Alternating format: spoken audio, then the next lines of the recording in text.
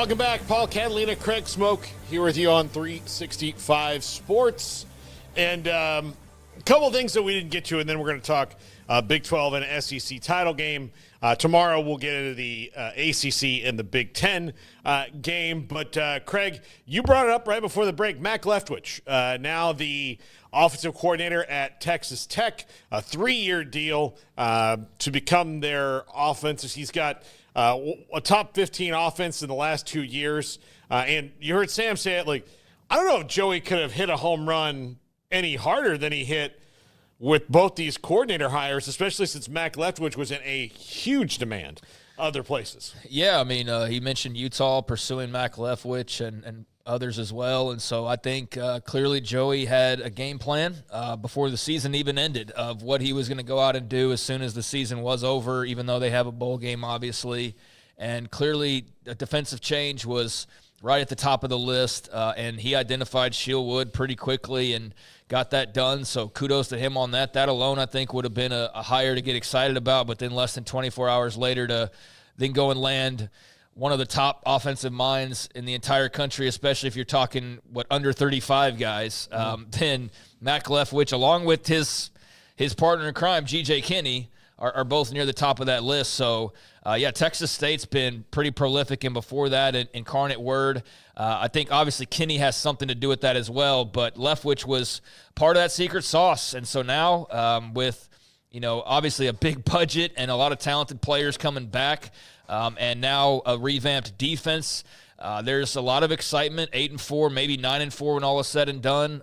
They've been very successful in their bowl games under McGuire, so there's reason to believe they can continue that. And just regardless of what happens in the bowl game, I'm just throwing that on as like more frosting on this thing that could make it even better. But you've already kickstarted the offseason in an exciting fashion for your fan base. To now they're like, I'm already seeing the tweets, and there's going to be millions of these before the actual kickoff next year. But like, we were 8-4, and we just hired the number 20-something OC and the number 20-something DC, and so the drums are already beating for 2025 is my point. And it was kind of a weird year where you didn't necessarily beat the best teams on your schedule, and it left people feeling a little bit weird of where you ended up. But at the same time, you looked at 8-4, you're like, damn, that's a pretty good year. Like, they've been tapping out at 8 wins. They got 8 in the regular season. They could win 9, so there was some still upward trajectory there. And then you add on a couple of sensational hires, and yeah, there's a lot of electricity around Texas Tech already for next season. So masterful job at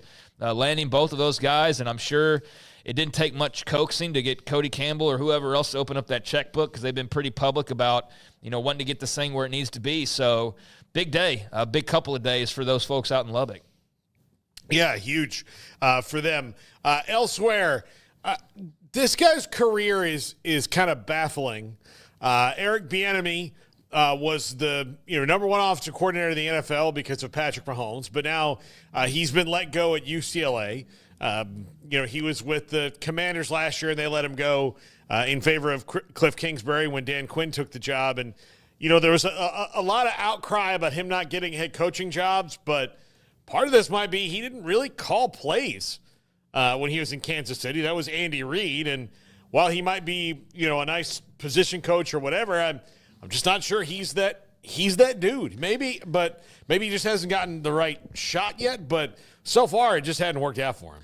I don't know, man. Something's not adding up here. I've been hearing for years. I thought it was racism when he didn't get a job like 7 years ago as a head coach, right? Like, I had plenty of people on social media, on shows that I did that were, man, so they're conspiring against Eric Bieniemy, and I'm like, well, something's going on, because like years are rolling off the calendar and nobody's hiring this guy for the jobs that you think he should be getting hired for. So what do we not know? Yeah. Because it's one thing if like the NFL's not hiring him as a head coach, and it's another thing you keep on rolling along and he's still moving along himself, but not upward into that head coaching spot at the NFL or college level. So I don't know. And it could be that, it was a lot of Andy Reid that he got credit for. I'm not sure. I definitely don't know to be exact there. But a guy who's been on a lot of successful sides of the coin, not getting that call, and now here, like not even being a coordinator at this point, it's just been a very weird, couple laps around the globe for Eric Bieniemy's coaching career. I don't know what to quite make of it, because I feel like you've got to know the behind the scenes to really fully understand the big picture. if that makes sense. Yeah. Because something's going on there where he wasn't getting the nod, and it could be that he was getting way too much credit publicly that he didn't necessarily deserve, or I don't know. I'm just speculating here. But, UCLA making that decision, not surprised by that at all. They were a very forgettable team this year. Offense wasn't that great, and, we'll see where he lands next. And next up, a weird story. Former Patriots coach Bill Belichick has interviewed for the UNC coaching job, first reported by Inside Carolina and confirmed by many now that it happened.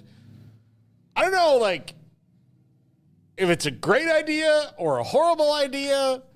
In case he breaks up with his girlfriend, there'll be other 20-year-olds there.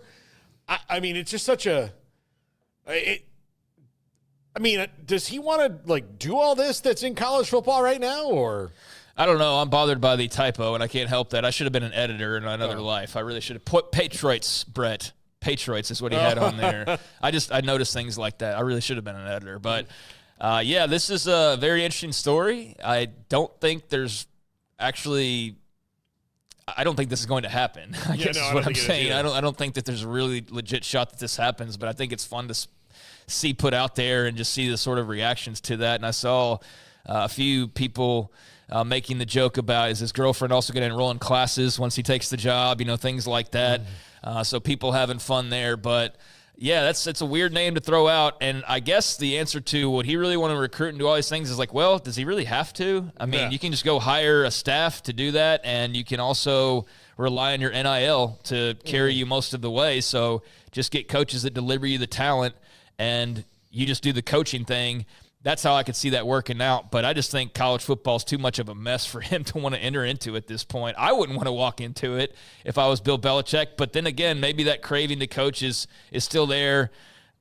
Ultimately, though, I don't think this is all that realistic. I do definitely think people are kicking the tires and seeing what Belichick's level of interest is in certain things. But I don't see him going to North Carolina and starting a college coaching career up here at this stage of life. Yeah, this is from Andrew Carter, who covers North Carolina for the News and Observer.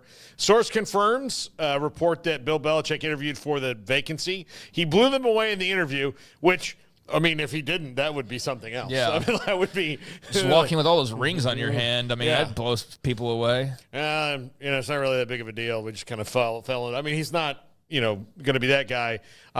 He's told Belichick's interest is high and genuine, but extremely unlikely to happen due to his age, 72, and lack of college experience. Yeah, I think it's an interesting thing to throw out there, but an interesting interview to conduct if you're UNC. I don't blame them at all for at least looking into the possibility, but it just doesn't seem like it's all that realistic or makes that much sense for really either side. As much as it would be cool if you're UNC, what are you really planning on long-term here? Yeah. That he just flashes his Super Bowl rings and that gets you top recruiting classes. And is he going to be building this so that when he's 78, the 5-year plan's complete? I don't know. Yeah, it's fun to think about. But and look, they are to the ACC what I think A&M is to the Big 12 and the SEC in their lifetime, in that they have a lot of resources they can throw at everything, but particularly for football.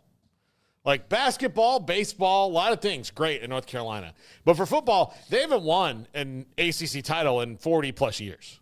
That for a school that's that big with that kind of resources, that seems to, it's not like they don't care about football. Obviously, it's a basketball school, but it's not a school like Indiana has been until this year that was like basketball. I guess we have to have a football team too. They've always cared. There's been some great players that played there. Lawrence Taylor, played at North Carolina, and Julius Peppers, and I can go on, and they just underachieve constantly.